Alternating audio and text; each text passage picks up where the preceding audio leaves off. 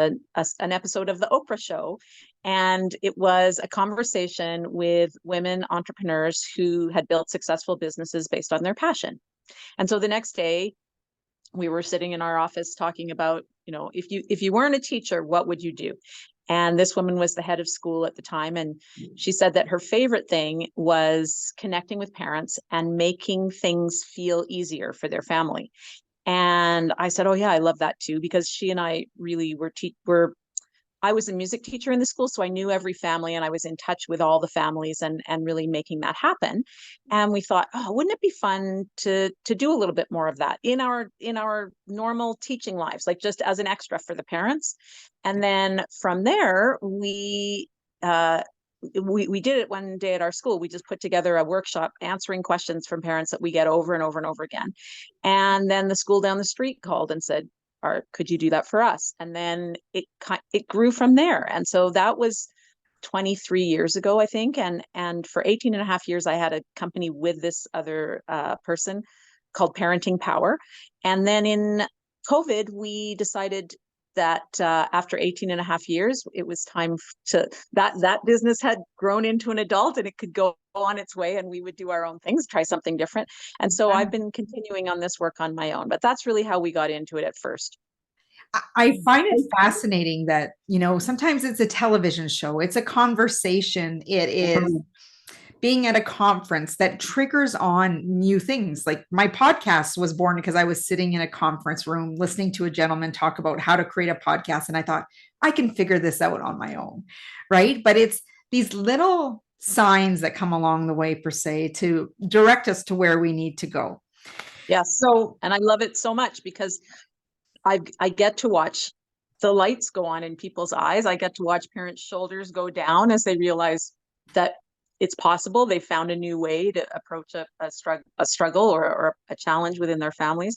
And so it's really been filling my soul for a long, long time. Yeah. Because at the end of the day, we have good parents and we have good kids.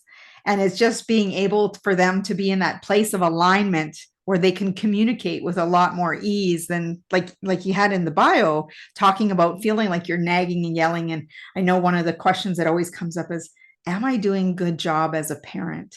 Mm-hmm. Am I doing what I need to be doing? Because you only know what you came from as part of those guiding path or paving stones to help you get to where you are, because nobody came with the manual. And as a parent, it's your first time at a go as well. Exactly. Can you share some insights into some of the common challenges that parents face when trying to connect with toddlers through teens, and how your approach helps them transform these dynamics? Yeah, definitely. So what's interesting is that every family is, of course, unique and different. And a lot of us are going through the same things at the same times. But especially because of social media, families used to talk over the back fence in their backyards and complain about the same kind of things that were going on. And now it doesn't seem to be happening that much. So families are more individual, like kind of in a silo and not necessarily airing all of the troubles that they're having. And then social media shows us really the very perfected and curated side of things. And so a lot of the times parents feel that they're on their own, that they're the only family where this specific challenge is happening. In reality, that's just not the case. And it was that way before cell phones came along, and it has continued that way as well. So the thing that I think is often getting in the way of that connection is the fact that we, as you said, we've never done this before. We're just going on what we've seen our own parents do. And in our heart of hearts, we're all just, I like to say, and this is a life philosophy, not necessarily a company philosophy, but I really believe that we're all just kids walking around in adult costumes. And so whatever happens to us, if something goes wrong and it doesn't work, we immediately become that little kid and we're like, oh my gosh, that person doesn't like me, or I must not be good at this. I don't know what's going on. And so we get stuck in those thoughts, those recurring thoughts that are getting in our way. Yeah. Or we get defensive. And so if we're feeling like somebody's not doing something to or doing something to us, we're going to do it back to them. And so it does not create helpful connection. It creates conflict and harmful interaction. And so a lot of the time, what I'm working on with families is to rethink those positions where they are. So notice the feelings that are happening, notice the thoughts that are recurring, and then shifting that thought so that they can find the courage to step back into the conversation. With toddlers, that might look like a temper tantrum. With teens, that might look like they're not talking to us at all, or they're saying one thing and it's super mean and an arrow comes right to the heart. And then again, we go back into that little harmed person. So really, it's about exploring what's happening, connecting with ourselves, exploring what's happening within each of us so that we can then build a better connection with the people around us. Yeah. And, understanding when our own buttons get pushed, like you said, Mhm. the arrow through the heart, when they say something, it's like, I never want to hear that from my child. Right. Yeah. And that's where that parental guilt comes on. So why do parents tend to be so hard on themselves, and how can they break the cycle of guilt to have more positive connections with their children? Oh, I love that question, because guilt is a pretty useless emotion, and one that most of us experience. Mhm. And so I and the interesting thing that I have found over the years is that parents are feeling guilty about things that are two sides of the same coin. So for instance, I know we're in the middle of a major deep freeze in Alberta right now, but in the summer, I hear from parents who feel very, very guilty that they work all summer and they have to send their kids to camp. Mhm. And I also hear from parents who feel very guilty that they don't work all summer and they don't have the money to send their kids to camp, so they keep their kids home from camp. So both both sides of the coin, right? And yet parents are feeling guilty. And guilt often comes from the way I think about guilt is it's the difference between one's expectations and one's reality. So we expected something was going to go a certain way, and then when it doesn't go that way, we feel like we've done something wrong to make that happen. And so if we get stuck in guilt, then we tend to give in to our kids more often. We're feeling bad, so we give them extra things, or we maybe don't discipline them as much, or we buy them stuff, or none of those things influence parenting in a good way. They do not build connection. And so, in order to get rid of guilt, we either need to lower our expectations, so bring them a little bit more in line with reality. We need to make the reality a little bit different, change our habits, change the way we're talking to our kids, manage our own reactive personalities a little bit, or do a little bit of both. And as we do that, we can get rid of the guilt, get rid of the energy that we're wasting on guilt, and invest more energy in moving forward, finding solutions, working with our kids to find the solution to the challenge. Oh, that sounds just freeing. It's giving us all a deep breath. Um, Yeah, for sure.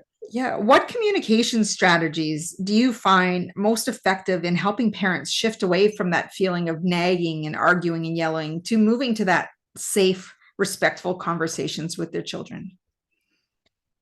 One of the ways that happens, I feel like parents often feel unlistened to. So that's why the nagging happens over and over and over again. And then when they're still unlistened to, they move to yelling. And then the child is scared. And then often the child will do what they need to do. Not always.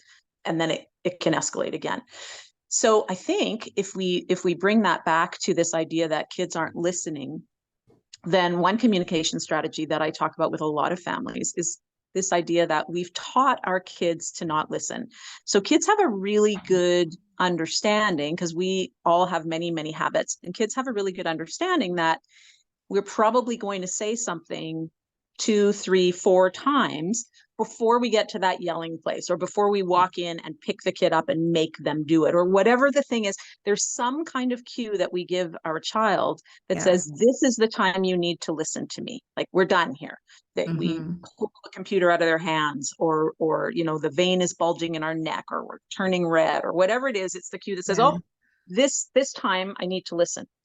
And so we Right. basically taught our kids to ignore us the first few times. And part of the way we do that is because we're in a different room, or we're spending time with another child in the family, or we're on our phones and we're asking them to do something, but we're not really engaged with them. And Mhm. so one of the ways to shift this is that before we give our child an instruction, we go to the child, get their attention, and then give them the instruction. And we're right there. So if they don't follow through, we're there to encourage them to follow through. So as an example, instead of, calling from the kitchen and they're on another floor of the house, hey, it's dinner time. And you get this, you might get an answer, you might get a huh, or you might not get anything. And then you go to the bottom of the stairs and you say, hey, it's dinner time. And yeah, I'm coming. And then you have to go up the stairs. So this is time number 3, and you're standing in the doorway. It's dinner time. And now you're louder. And they're in their own zone. They're on their phone or on their computer or playing on a game or whatever it is. And so you go right up to the child, you get between them and the thing. And in the 4th time, you say, it's dinner time. You need to come now. Yeah. And then they either start to cry because you've been yelling at them, or or there's some other kind of conflict that happens. But 3 times they knew that they didn't have to listen to you because they were waiting for the 4th time. And so instead of doing all of that, if we can just keep our mouths closed when we're in the kitchen, and keep our mouths closed when we're at the bottom of the stairs, and keep our mouths closed when we're at the top of the stairs, walk into the child's room, notice that they're in the zone doing something else, put a hand on their shoulder, get their attention, and then say, hey, buddy, it's time for dinner. And maybe they've got 1 minute left of something, or maybe they're working on their homework and they're almost finished a problem. What's going on? And they might say, oh, I need 2 minutes. And you can say, okay, great. I'll set this timer for 2 minutes, or I'll stand here and watch you do that. And then let's go down. Are you going down ahead of me, or should we go down together? What are we doing?